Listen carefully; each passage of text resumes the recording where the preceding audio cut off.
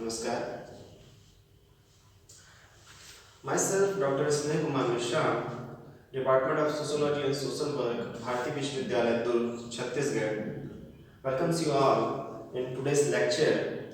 Today we are discussing about types of research design. In yesterday's lecture, we have discussed about the various kinds of research design. We have discussed about the concept of research design. We have discussed about the main characteristics of research design. We have discussed that what are the main characteristics features for a good research design, and we have also discussed the objectives of research design. Today we are discussing about the types of research design. So you can see there are mainly four kind of research design. The first one is exploratory research design, the second is descriptive research design, the third one is diagnostic kind of research design, and the fourth is experimental research design. So there are main four kind of research design. Hindi में इसे देखें तो पहला है अन्वेषणात्मक अनुसंधान प्रारूप, दूसरा है वर्णनात्मक अनुसंधान प्रारूप या प्ररचना. अनुसंधान प्रारूप या प्ररचना हमने देखा था पिछली कक्षा में कि अनुसंधान प्रारूप या प्ररचना क्या होती है. थर्ड है, तीसरा है निदानात्मक अनुसंधान प्रारूप, निदानात्मक अनुसंधान प्रारूप, और चौथा है प्रयोगात्मक अनुसंधान प्रारूप. ये चार मुख्य अनुसंधान प्ररचना या अनुसंधान अभिकल्प के प्रकार हैं जिसके अंतर्गत सामाजिक अनुसंधान होते हैं. हमने देखा था कि किस प्रकार से हम जो अनुसंधान प्रारूप है या अनुसंधान प्ररचना है उसकी सहायता से रिसर्च करते हैं, सोशल रिसर्च करते हैं. हमने जाना था कि अनुसंधान प्ररचना एक फ्रेमवर्क है जो हेल्प करता है हमें हमारी पूरी रिसर्च की प्रोसेस को व्यवस्थित करने के लिए, एक रूपरेखा तैयार करने के लिए हमारे रिसर्च की, जिसमें हम ये सारे अनुमान लगा सकें कि किन किन स्टेप्स से होकर के हमारी अनुसंधान की रिसर्च की प्रक्रिया गुजरेगी और उन चरणबद्ध रूपों में किस प्रकार से हम उपलब्ध संसाधनों के आधार पे अपने सामाजिक अनुसंधान को अंजाम दे सकते हैं विथ आवर लिमिटेड रिसोर्सेस. तो ये हमने डिस्कस किया था. अब हम आज मुख्य रूप से पहले दो रिसर्च डिजाइन्स को समझने का प्रयास करेंगे. एक्सप्लोरेटरी रिसर्च डिजाइन, अन्वेषणात्मक अनुसंधान प्रारूप, और डिस्क्रिप्टिव रिसर्च डिजाइन, वर्णनात्मक अनुसंधान प्रारूप. इन दो रिसर्च डिजाइन्स के ऊपर हम आज फोकस कर रहे हैं. ध्यान दीजिएगा. सबसे पहले हम देखेंगे एक्सप्लोरेटरी रिसर्च डिजाइन. जो एक्सप्लोरेटरी रिसर्च डिजाइन है वो किस लिए है, मुख्य रूप से सार रूप से समझने का प्रयास करिएगा. ये है to explore new facts and knowledge which are unknown up to now. एक एक शब्द पे गौर करिएगा. to explore new facts and knowledge which are unknown up to now. ऐसे तथ्यों का, फैक्ट्स का हिंदी रूपांतरण है तथ्य, और ज्ञान, ऐसे तथ्यों और ज्ञान का पता लगाने के लिए हम exploratory kind of research design का यूज करते हैं जिसे हम अभी तक नहीं जानते हैं, जिसके बारे में हम अभी तक नहीं जानते हैं. सोशल फील्ड से रिलेटेड, हमारी सोशल स्ट्रक्चर से रिलेटेड, हमारी सोशल ट्रेडिशंस से रिलेटेड, हमारे समाज की किसी भी क्षेत्र से संबंधित ऐसा ज्ञान या ऐसे तथ्य जिसकी जानकारी हमें अभी तक के नहीं है, या वो ज्ञान जिसे हम अभी तक नहीं जानते हैं, उस ज्ञान की प्राप्ति के लिए, ऐसे तथ्यों को जानने के लिए हम exploratory kind of research design, अन्वेषणात्मक शोध प्रारूप या अनुसंधान प्ररचना का इस्तेमाल करते हैं, यूज करते हैं। और इसका मतलब यह हुआ कि नवीन ज्ञान की प्राप्ति के लिए, for the sake of new knowledge we are using exploratory kind of research design. तो नवीन ज्ञान की प्राप्ति जब हमें करना होता है समाज से संबंधित किसी भी पार्ट में, किसी भी सामाजिक संस्था से संबंधित, किसी भी सामाजिक समुदाय से संबंधित, किसी भी सामाजिक समिति से संबंधित, किसी भी सोशल वैल्यूज या नॉर्म्स से संबंधित, या सामाजिक प्रतिमानों से संबंधित, या जनरीतियों से संबंधित, किसी भी क्षेत्र में, परंपराओं के क्षेत्र में, रिचुअल्स के क्षेत्र में, किसी भी क्षेत्र में समाज से संबंधित किसी भी पार्ट या यूनिट के संबंध में जब हमें ऐसे ज्ञान को खोजना होता है, ऐसे तथ्यों को जानना होता है, ऐसे फैक्ट्स को रिवील करना होता है जो अभी तक हमने नहीं किए हैं या हमसे पूर्व किसी और स्कॉलर ने नहीं किया है अभी तक के, तो उस कंडीशन में हम exploratory kind of research design का यूज करते हैं। ये आपको याद रखना है। ये इतना सा कॉन्सेप्ट आप याद रखेंगे तो ये जो एक्सप्लोरेटरी रिसर्च डिजाइन है वो आपको अच्छे से समझ में आ जाएगी कि इसका यूज हम सोशल रिसर्च के लिए कब करते हैं, किस परिस्थिति में करते हैं। ओके, आगे देखते हैं कि एक्सप्लोरेटरी रिसर्च डिजाइन के लिए, अन्वेषणात्मक शोध प्रारूप के लिए हेल्पफुल मेथड्स, सहयोगी विधियां क्या क्या होती हैं।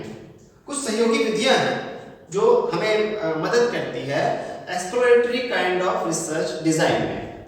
पहला है रिव्यू ऑफ लिटरेचर, उपलब्ध साहित्य का पुनरावलोकन। उपलब्ध साहित्य का पुनरावलोकन ये क्या होता है समझिएगा। रिव्यू ऑफ लिटरेचर से तात्पर्य यह है कि जिस सामाजिक शोध की समस्या को लेकर के या टॉपिक को लेकर के मैं रिसर्च कर रहा हूं, आप रिसर्च कर रहे हैं, उस टॉपिक से संबंधित कोई भी शोध जो पहले हो चुका है, जो मुझसे पहले और किसी ने किया है, उस टॉपिक से रिलेटेड उसका अध्ययन करना। उस टॉपिक से रिलेटेड कोई भी पुस्तक लिखी गई है, कोई भी आर्टिकल लिखा गया है, कोई भी रिसर्च पेपर लिखा गया है, उसका अध्ययन करना। पत्र पत्रिकाओं में से उससे संबंधित कोई आर्टिकल है, कोई प्रलेख है, उसका अध्ययन करना। स्वाभाविक सी बात है कि सभी कुछ तो आप इकट्ठा नहीं कर सकते हैं। ये जगत और इस जगत में ज्ञान के संसाधन बहुत अधिक हैं, पर आपकी पहुंच के दायरे में जिन पुस्तकालयों में आप जा सकते हैं, जिन जो लाइब्रेरीज आपकी पहुंच में है, जहां तक के भी आपका दायरा है, वहां तक के आप उस संबंधित जो शोध का विषय है उसके संबंध में उपलब्ध साहित्य, चाहे वो शोध ग्रंथ के रूप में हो, थीसिस के रूप में हो, चाहे वो शोध प्रपत्र के रूप में हो, रिसर्च पेपर के रूप में हो, चाहे वो बुक्स के रूप में हो, पुस्तक के रूप में हो, चाहे वो आर्टिकल के रूप में हो, आलेख के रूप में हो, किसी भी रूप में हो, आप उसको इकट्ठा करें और ये समझने का प्रयास करें कि उस संबंध में जो स्कॉलर्स हैं, जो आपके पहले जिन्होंने अध्ययन किया है, उन्होंने क्या बताया है और किन फैक्ट्स को उन्होंने रिवील किया है। उसके बाद जो फैक्ट्स रिवील करने की आवश्यकता आपको महसूस होती है, आप उन्हीं तथ्यों पे, आप उन्हीं पॉइंट्स पे हाईलाइट करते हैं, वही ऑब्जेक्टिव्स आपके बनते हैं। जो अभी तक नहीं जाना गया है आप उसे खोजने का प्रयास करते हैं। पहले आपने अध्ययन कर लिया रिव्यू ऑफ लिटरेचर के द्वारा कि क्या क्या पॉइंट्स जो हैं उन उससे संबंधित टॉपिक के संबंध में या रिसर्च प्रॉब्लम के संबंध में खोजे जा चुके हैं, जाने जा चुके हैं, प्रकाश में आ चुके हैं, सर्वविदित हो चुके हैं किसी न किसी माध्यम से। उसके बाद क्या बच जाता है वो आपको देखना है, उसे अपना उद्देश्य बनाना है, उसे जानने का प्रयास करना है with the help of others reviews of literature. I think आपको ये समझ आया होगा जो हमने अभी डिस्कस किया कि मुझसे पहले मेरे टॉपिक में जितने लोगों ने अध्ययन किया है उनको मैं देखूं, उनको मैं समझूं और उस आधार पे मैं ये डिसाइड करूं कि उस टॉपिक में अब और क्या जानना बाकी रह गया है, उसी को मैं अपना उद्देश्य बना करके उसे जानने का प्रयास करूं with the help of previous knowledge, previous literature which is available in my research topic. Okay, आगे बढ़ते हैं। सर्वे ऑफ एक्सपीरियंस्ड पीपल, ये सेकंड मेथड है। सेकंड मेथड है सर्वे ऑफ एक्सपीरियंस्ड पीपल। उस शोध विषय के संदर्भ में जो अनुभवी व्यक्ति हैं उनका सर्वेक्षण करके, सर्वे करके जो है मैं जान सकता हूं जानकारी, नई जानकारी जो अभी तक के प्राप्त नहीं की गई। ये सेकंड मेथड है। पहला मेथड तो हो गया रिव्यू ऑफ लिटरेचर का, सेकंड मेथड है सर्वे ऑफ एक्सपीरियंस्ड पीपल। उस शोध विषय के संदर्भ में जो अनुभवी व्यक्ति हैं उनके सर्वेक्षण के द्वारा नई जानकारी प्राप्त करना, ये मेथड भी हेल्पफुल होता है exploratory kind of research design में। तो वैसे तो ज़्यादा रिलायबल मेथड जो है रिव्यू ऑफ लिटरेचर को माना जाता है, पर इसके अलावा और भी मेथड्स हैं जिनकी हम चर्चा कर रहे हैं। इस सर्वे ऑफ एक्सपीरियंस्ड पीपल जिसके बारे में अभी हमने देखा, और तीसरा है intuitive inspirable example analysis. Intuitive inspirable example analysis, ऐसे उदाहरण जो कि अंतर्दृष्टि वाले हैं, प्रेरणास्पद हैं, अंतर्दृष्टि युक्त प्रेरणास्पद जो एग्जाम्पल्स हैं, उदाहरण हैं, उनका एनालिसिस करना, उनका विश्लेषण करना, यह किया जाता है इंट्यूटिव इंस्पिरेबल एग्जाम्पल एनालिसिस वाली विधि में।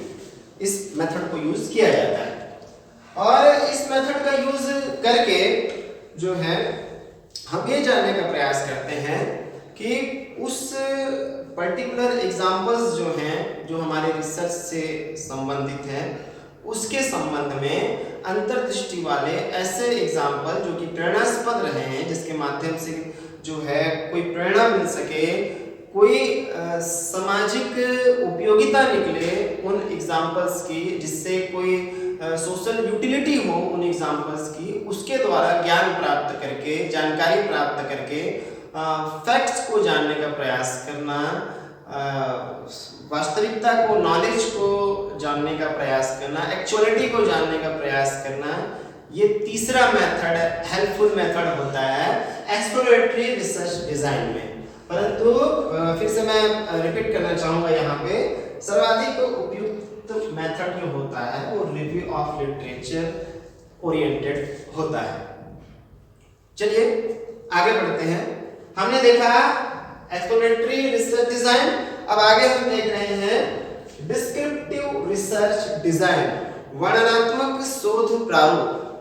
तो इस तरह से समझने का प्रयास करिएगा, जहां भी सामाजिक अनुसंधान हो रहा है और सामाजिक अनुसंधान के संबंध में जहां भी आप वर्णन के माध्यम से, उसे डिस्क्राइब करने के माध्यम से अगर समस्या को या शोध के विषय को अच्छी तरह से समझ सकें या समझा सकें, तब उस कंडीशन में, उस स्थिति में डिस्क्रिप्टिव रिसर्च डिजाइन का यूज किया जाता है।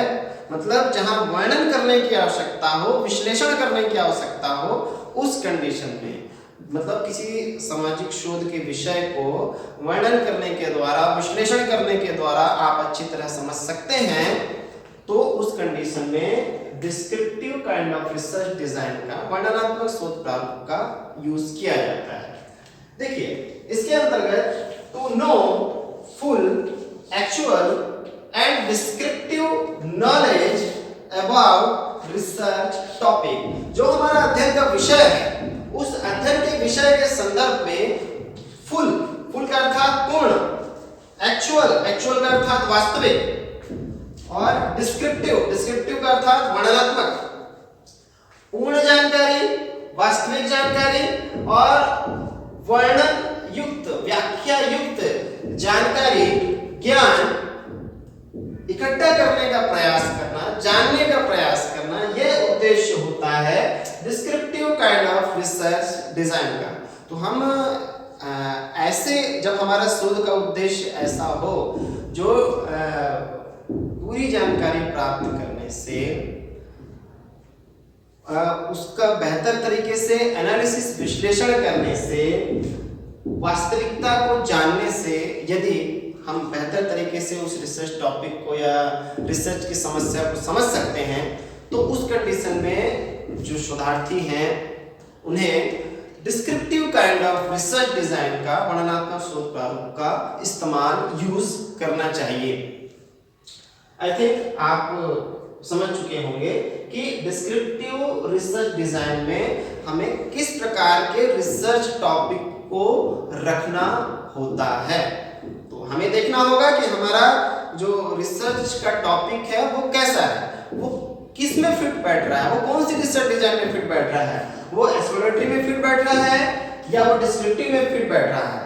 अगर वो दोनों में फिट नहीं बैठ रहा है तो we have two more kind of research designs, diagnostic kind of research design and experimental kind of research design.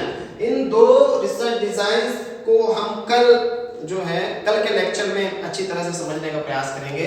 आज हम इन दो exploratory and descriptive kind of research design पे फोकस कर रहे हैं, इसे बेहतर तरीके से समझने का प्रयास कर रहे हैं। तो आपने जाना कि descriptive kind of research design में किस प्रकार से हम शोध करते हैं, कौन सी डिमांड होती है हमारे रिसर्च टॉपिक की, तब हमको इस descriptive kind of research design का उपयोग करना चाहिए या इसे चूज करना चाहिए एज अ रिसर्च डिजाइन।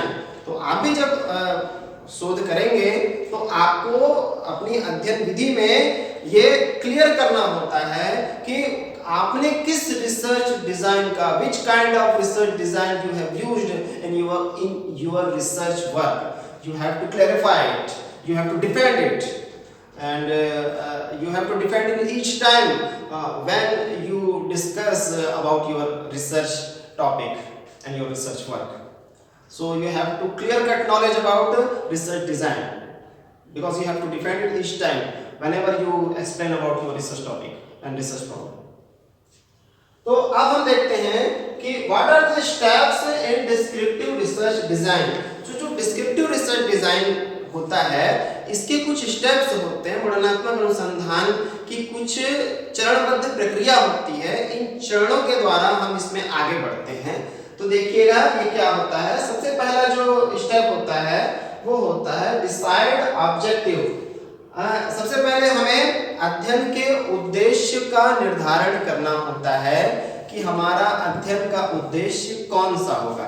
तो हम ये देखते हैं, सबसे पहले निर्धारित करते हैं कि डिस्क्रिप्टिव रिसर्च डिजाइन के अंतर्गत, वर्णनात्मक शोध प्रारूप के अंतर्गत मेरा अध्ययन का विषय जो होगा वो कौन सा होगा, ये मैं डिसाइड करता हूँ। तो this is the first step to decide objectives. The second step is design of data collection methods. तथ्य संकलन की जो प्रविधि है, तथ्य संकलन की जो प्रविधि है, जो मेरे रिसर्च डिजाइन के लिए, जो मेरे रिसर्च वर्क के लिए, जिस रिसर्च डिजाइन के अंतर्गत मैं रिसर्च वर्क कर रहा हूं, उसके लिए जो एप्रोप्रिएट होगी, ऐसी रिसर्च डिजाइन टेक्निक का, मेथड का जो है चयन करना। This is the second step in descriptive research design method.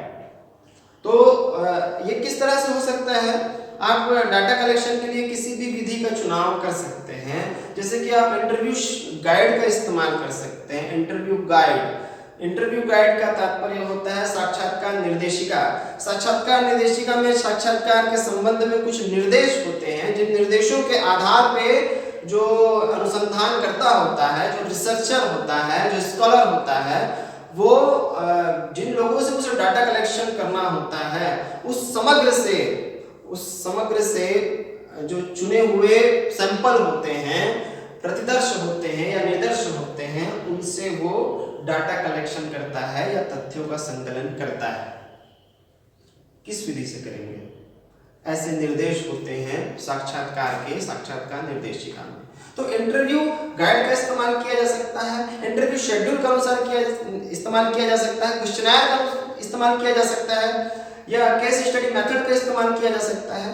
whichever method is appropriate for your research topic or research problem, you have to choose it for data collection method in descriptive research design. Next method है, next step है selection of samples. Selection of samples से तात्पर्य ये है कि निदर्शों का या प्रतिदर्शों का चुनाव करना। What are the samples and what is the process of sampling? We are discussing it in few words, not in detail. In detail, we will discuss on it in our full class in future. In short, we are discussing about sample and sampling method. देखिए, जब भी आप सामाजिक शोध करते हैं तो आप व्यक्तियों को जो है आप रिस्पोंडेंट की तरह लेते हैं, क्योंकि सामाजिक शोध होगा तो व्यक्तियों पर ही होगा। तो जो व्यक्ति होंगे, जो आपके उत्तरदाता होंगे, आपके संभावित उत्तरदाता जो होंगे, वो आपकी रिसर्च टॉपिक या रिसर्च प्रॉब्लम से रिलेटेड होंगे, उससे मिलते जुलते होंगे। जो मेरे रिसर्च टॉपिक से रिलेटेड उत्तर दे सकता है, ऐसे ही व्यक्तियों को मैं उत्तरदाता के रूप में चुनूंगा, और वही उत्तरदाता के चुनाव में सैंपलिंग की जो टेक्निक होती है, विधि होती है, वो आपकी मदद करती है। ये सैंपलिंग की विधि क्या होती है? सैंपलिंग की जो विधि होती है, मेथड होता है, वो क्यों यूज़ किया जाता है? वो इसलिए यूज़ किया जाता है बिकॉज जो रिसर्चर होता है वो एक बहुत ज़्यादा लोगों को अध्ययन के लिए एक साथ नहीं चुन सकता है, because the physical capacity of the scholar is limited, the economical capacity of the scholar is limited, and the time limit is also limited for his tenure of research. उसे सीमित समय अवधि में अपना रिसर्च करना होता है। वो फिजिकली जो है, कोई भी व्यक्ति जो है कुछ निश्चित व्यक्तियों का ही अध्ययन कर सकता है, असीमित व्यक्तियों का अध्ययन तो नहीं कर सकता, कुछ सीमित व्यक्तियों का अध्ययन कर सकता है, एक व्यक्ति की जितनी क्षमता है उसके अनुसार। इसके साथ ही साथ इतना धन भी नहीं होता है कि बहुत सारे लोगों का अध्ययन एक साथ कोई व्यक्ति कर सके।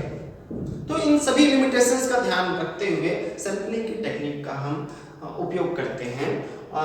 इस सैंपलिंग की टेक्निक में, निदर्शन की प्रक्रिया में, इस प्रोसेस में क्या होता है कि जो हमारे संभावित उत्तरदाता हो सकते हैं, जो हमारे प्रोबेबल, जो हमारे आंसर देने वाले जो हमारे सैंपल्स हो सकते हैं, उनको हम सैंपलिंग की मेनी काइंड ऑफ टेक्निक्स होती हैं, तो विभिन्न प्रकार की सैंपलिंग की जो टेक्निक्स है उनके द्वारा चुना जाता है।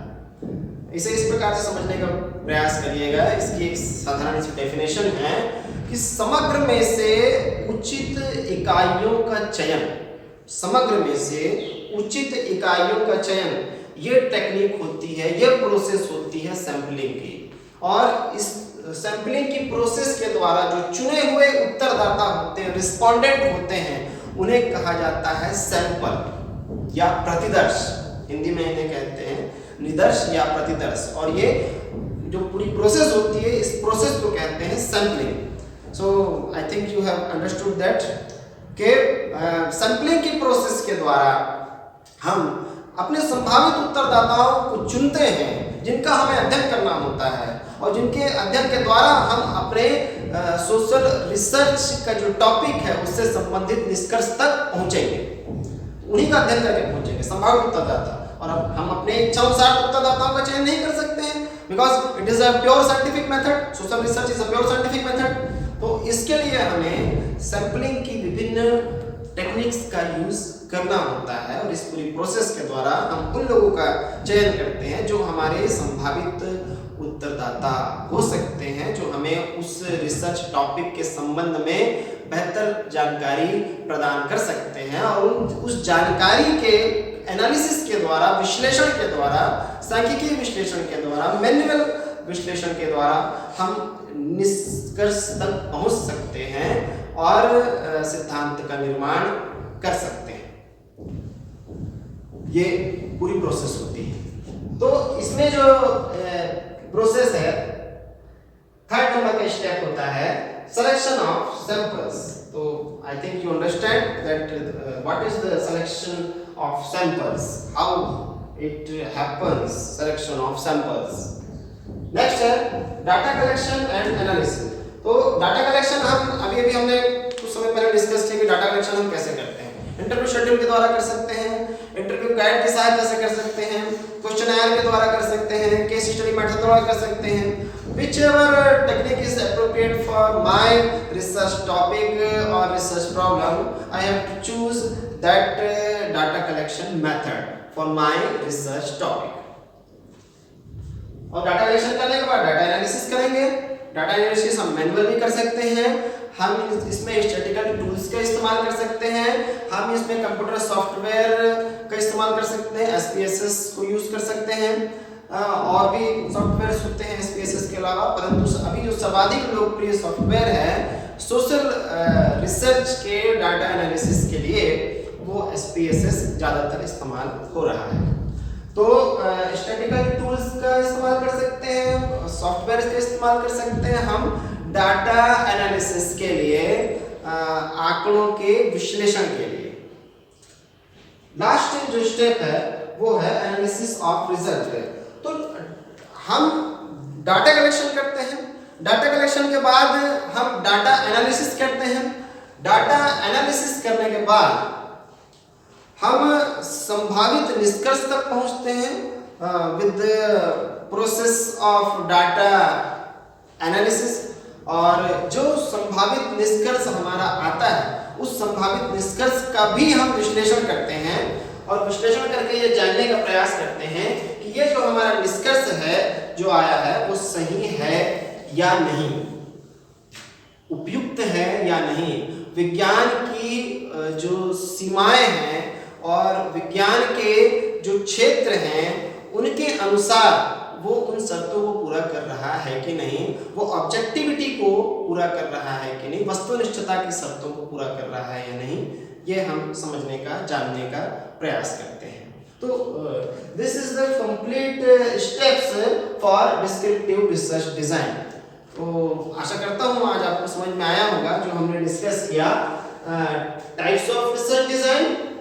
मेनली इसके अंतर्गत हमने एक्सप्लोरेटरी रिसर्च डिजाइन और डिस्क्रिप्टिव रिसर्च डिजाइन इनको समझने का प्रयास किया। आज के लिए इतना ही, धन्यवाद।